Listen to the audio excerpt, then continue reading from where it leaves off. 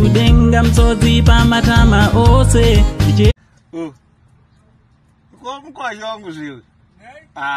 panapa vanozongobhoera chete pari panombobhaiza ndikaya nemezi brand iye ndiye anobharura nhingirini matende rangu iye mukuru saka apa ndakamuchengetera manje zvinhu zvekumupa kana ndaya nemezi brand handauzoirodha manje ndangoti mukanya uyaimiite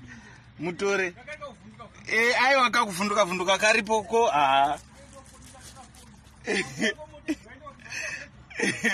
vaenda kugedhu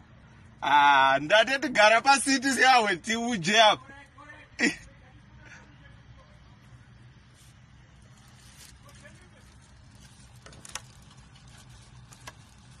awanakirwa nhasi mukwasha wangu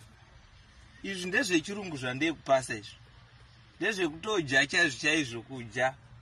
usinakiwa panapa saka vaita seko ko ndiani auya futi wamakuda kutiza aiwa usagara apo kani ndozvenitsa izvizvizvi hauda kubatwa zvakanaka hauchiona gara zvako ipapo mukwasha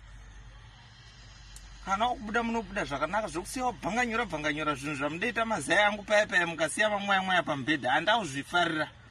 ini ndetokutsvagire chikafu kuchengeterei nditoziva kuti muripo handi mazviona tinembowirirana zvedu but ndikaya nemezi brand panapa timu rinondataka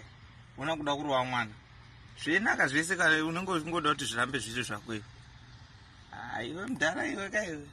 muromo wako wakaipa chaizvo kana zvigumwe zvinobvarira tende rangu ndezvishaya kuti mwoyo unobva kupi kana maguta akamuenda zvakanaka musasiye madhonza zvinhu zvangu muno handika hatizvide zvinhu izvozvozvo ijei zvandienda kupasei ndekuchengeterei zvinhu zvakawanda izvigubhu kandopanze izvi kokakuvhunduka kana zebva papa bata kaizvi aiwazve wakuda kuenda kufa hakuna chunhu uku iwe boy mweya unawo ndesaka usinzi gudo chokwadi kuda kupeka kuda kutaza kwakuda zvinhu zvese zviri mumota mboja zvine zvimba mumatama izvi ina handizvifarire zvamunoita mukanya zvizvezvi